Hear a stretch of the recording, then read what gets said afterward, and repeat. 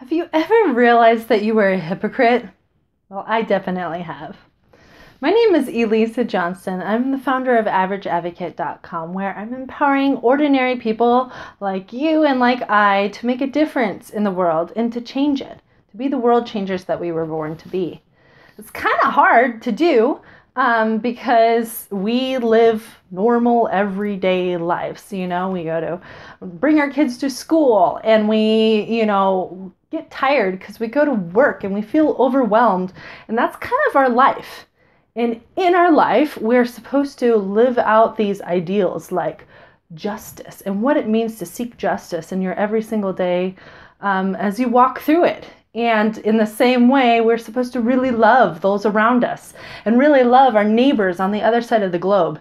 And it's not really easy to do when we're kind of burnt out and tired and already feeling like we're struggling, making ends meet and all that other type of stuff.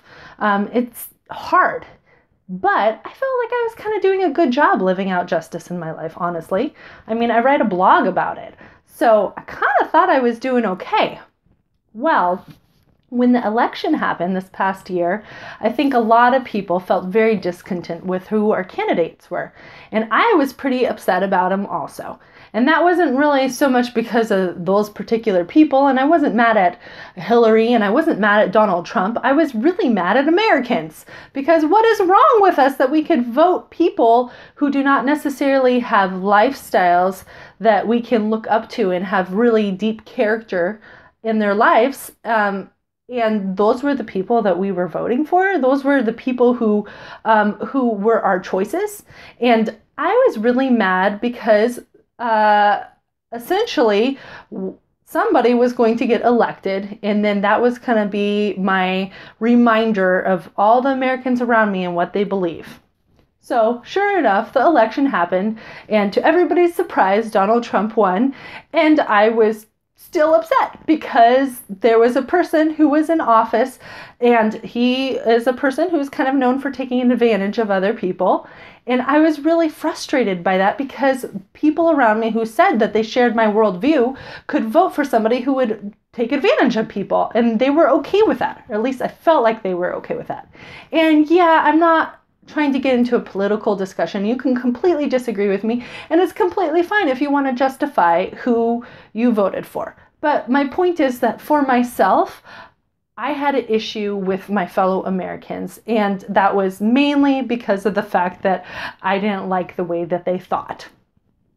Okay, so anyways, because I'm a follower of Jesus, I was on my face and I was crying about this and I was upset and I was like, why? What is wrong with people? And I'm getting out all these feelings because that's what I do. And while I was doing that, I felt like a voice whispered to me and it was like, well, aren't you mad at all your fellow Americans because they're not living lifestyles of justice and they're not voting in a way that you feel like is bringing justice to our world? And I'm like, well, yeah. And that voice was like, well, what about you? You don't actually live out justice. And it was like, because I knew that that was true. Because there's this one area that I've been holding back in. Okay, I'm sure there's plenty of areas that I'm holding back in, but there was one area that I was actually aware of and I was in denial about that I was holding back in.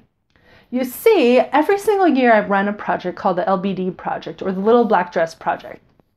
This is where a group of us around the country and now around the world choose one black item of clothing and we wear it every single day through the month of March to raise funds and awareness for human trafficking. Well, as I've been doing this project this is going on our 6th year, I have become a little bit more aware of where my products come from and especially where my clothing comes from.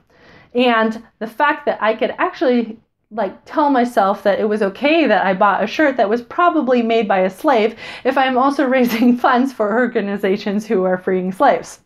Okay, yeah, I'm sure that even now you're laughing at me because you're like, that's a little hypocritical. Yes. So And it's one thing if it was like I wasn't aware of it, which I wasn't at first, but the more and more aware of it I became, the more it was just kind of like I try to like shove those thoughts behind me, which I'm pretty sure most of us do in some way or another. And that's one of the hugest struggles that I talk about a lot on Average Advocate is this battle that we're waging within us as we are trying to become advocates and trying to become people who are world changers, because we don't want to change our lifestyle most of the time. So this was an area that I had definitely been holding back and not wanting to change my lifestyle in.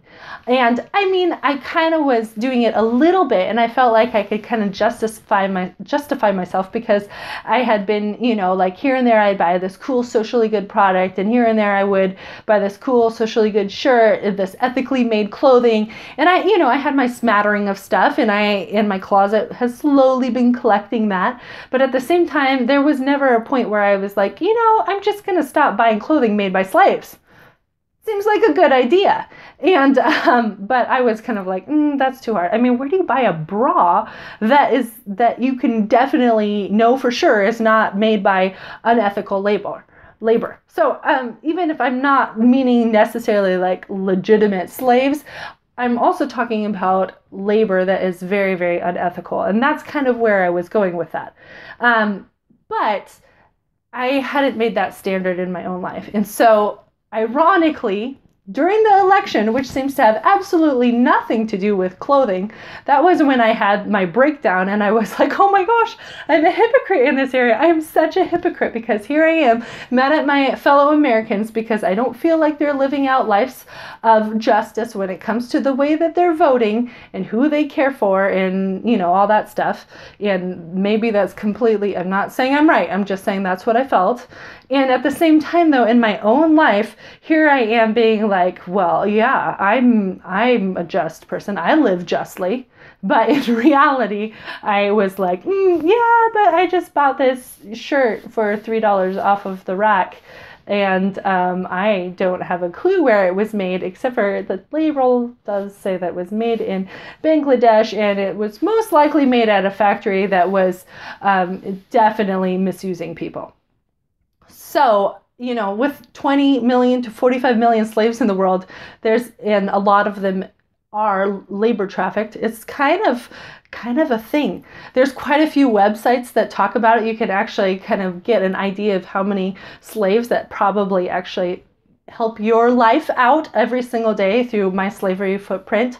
That one is kind of eye-opening. And there's a few others, and I'll list them in the blog post that I'll put this video in, that you can check out to see where the stuff you made and where it comes from. And I highly encourage you to do that. But at the same time, everybody goes through this process to try to figure out, where, as they're learning and as they're becoming aware of stuff. And, when you become aware of a new issue, I mean, you don't just automatically just drop everything you're doing and jump into it, but it's usually a slow progression. And so for me, it seems like this should have been a slow it was a slow process. But even though it was a slow process and I was kind of like, yeah, it's all right, it's a slow process. The problem with that is that it was a slow process that I wouldn't proceed in, because at some point I was past the level where it was like I definitely knew I should change my lifestyle, but I was refusing to do it. So in that moment, during the election, right after the election, when I'm mad at other people, of course, I recognize my own wrong and how I was being challenged to step up to a new level and buy only ethically produced clothing. So, and somebody asked me, like, well, are you doing that for everybody in your family? Well, maybe that's my slow progression right now. But definitely, I'm trying to figure out how to buy clothing for myself that's ethically sourced. And I've been learning a lot on how to do it. This shirt is ethically sourced, for example.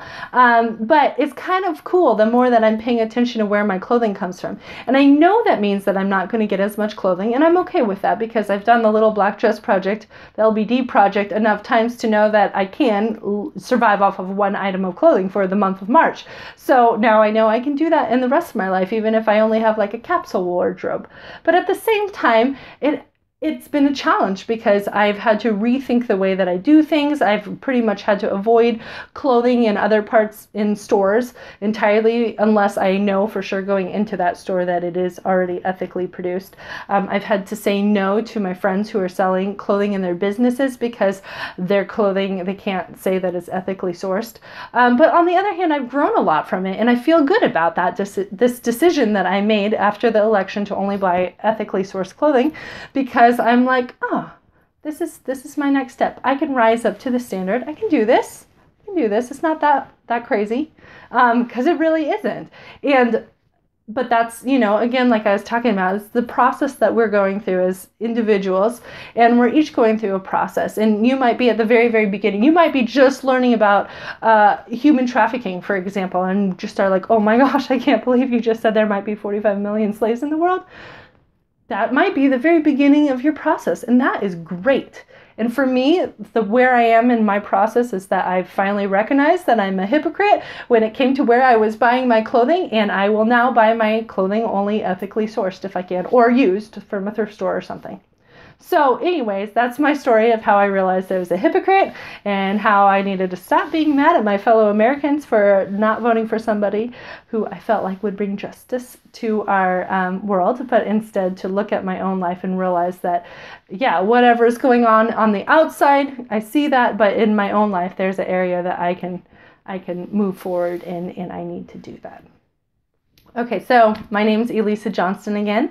I write at averageadvocate.com, and I help people find their best path to change the world. All right, take care.